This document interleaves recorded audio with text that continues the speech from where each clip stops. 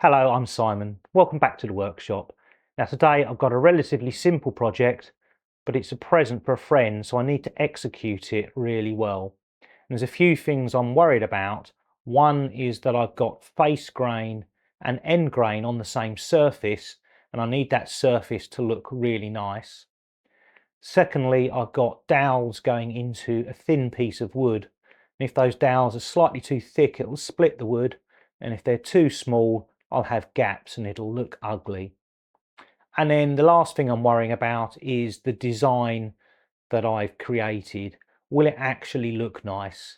It looks okay on the computer, but you'd never really know until you actually build the thing and see it in real life. So let's get tinkering. So this project doesn't require a great deal of wood. I've got these two blanks of an unknown hardwood that are 3.5 inches square. This one's got a couple of holes in it, but my design will work around these holes so that ultimately they will disappear and they're not going to affect the build. I then got the remains of a chair leg that I used when I built my lightweight tool tote, and then a lump of again unknown hardwood that came from a rotten garden bench.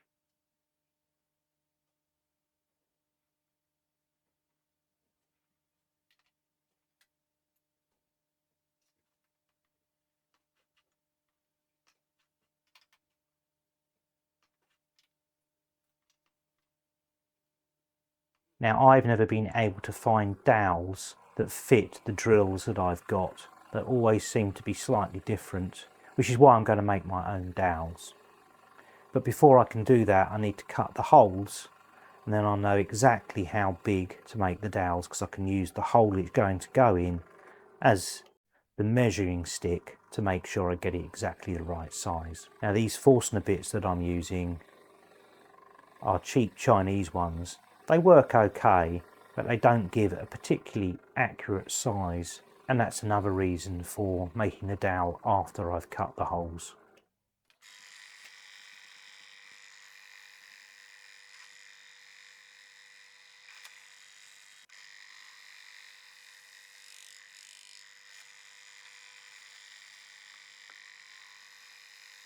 I'm finding using my workshop computer to bring up plans is really invaluable, and it's not something that I originally designed it for, but I'm really enjoying using it. If you're interested in how I built this, then I'll have a video in the description.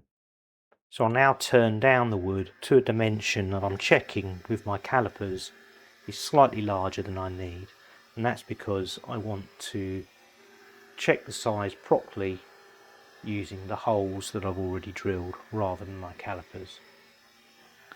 Now you can see I'm taking a small amount off each time. That's not because the lathe can't handle the stresses, it's because I'm not sure that the wood can. So I take lots of small incremental passes until I get it down to around, and then I take about 1 millimetre off at a time.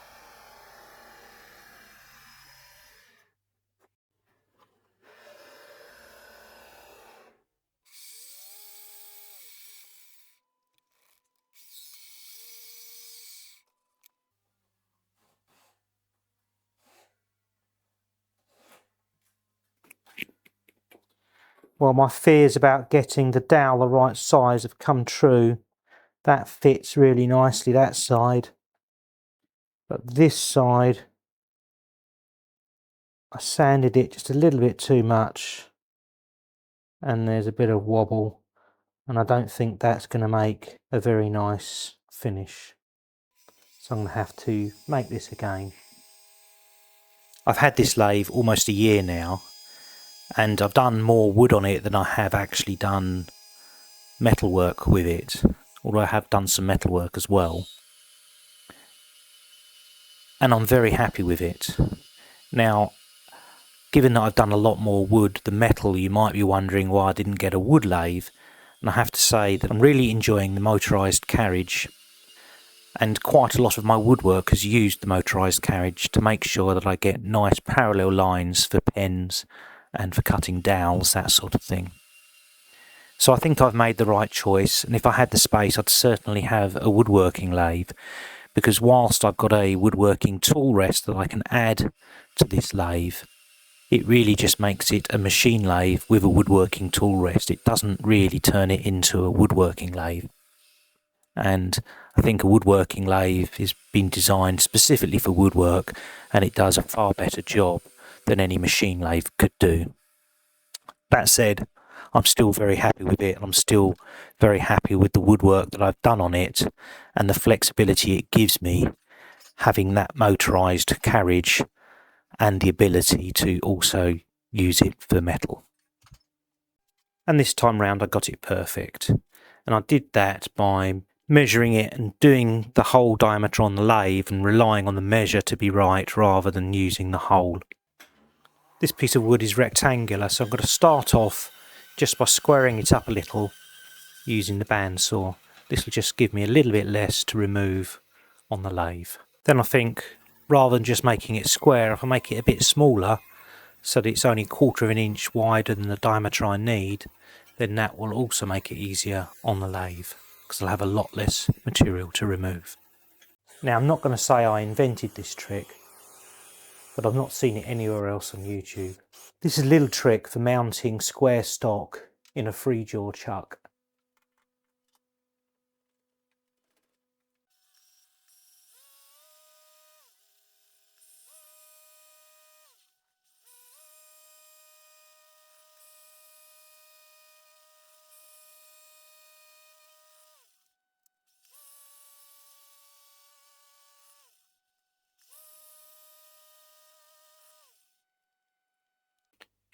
So I took a little bit too much off of that, so I'm going to have to start again.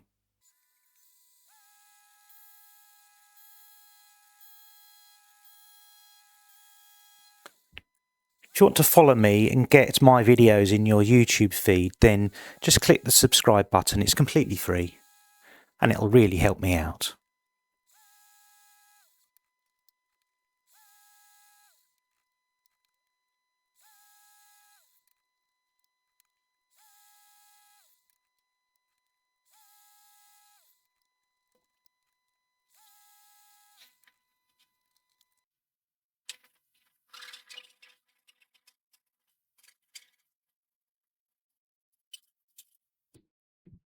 I need a nice flat surface for the next step, so I sand it using my sanding station.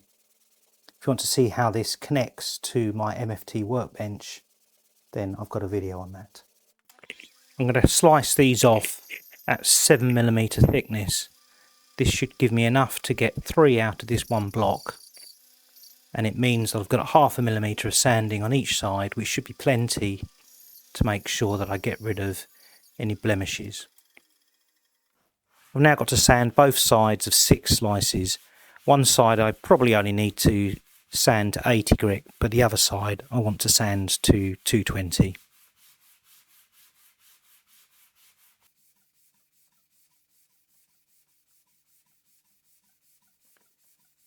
I'm getting towards the end of this build now, but I want to add a little chamfer all around the top surface, just so that it tidies it up and makes it look finished. Now I'm doing this with my blade set to 45 degrees, but my table saw isn't very good with the crown guard on at cutting bevels. You have to have the blade up really high. So for these cuts I'm cutting them without the crown guard on, but you need to make your own decisions about safety in the workshop. I'm comfortable with this. Note I'm cutting across the grain first. This is so that if there's any chip out, it gets removed when I cut across the grain. I've got 6 pieces, all with 4 cuts to make. That's 24 cuts. These repetitive cuts are the most dangerous because you can get into robot mode where you stop thinking about what you're actually doing. So I try to think very carefully about every cut, being very clear and deliberate with each one, just so that I don't get into that mode of it becoming quite a repetitive task where I stop thinking, because that's when accidents occur. I now clean them up with a tack cloth and then apply some Danish oil.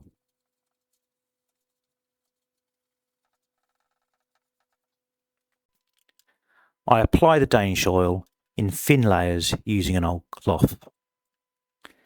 These will have about 5 coats before they're finished.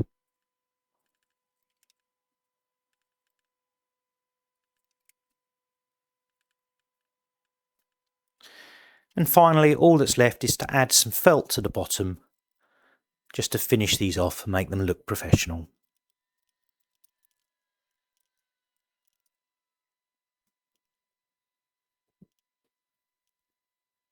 Well, I think they turned out quite well. What do you think? Let me know in the comments.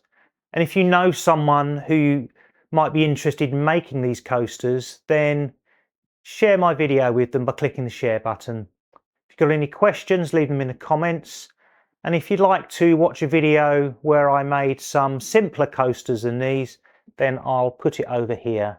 And if you're interested in my mini lathe and my thoughts on it, then I'll put a playlist over here. If you haven't already subscribed, then I'd love you to subscribe. It is completely free. It just means that you'll start following me and start seeing some of my videos in your YouTube feed. And with that, I'll see you next time. Thanks for watching.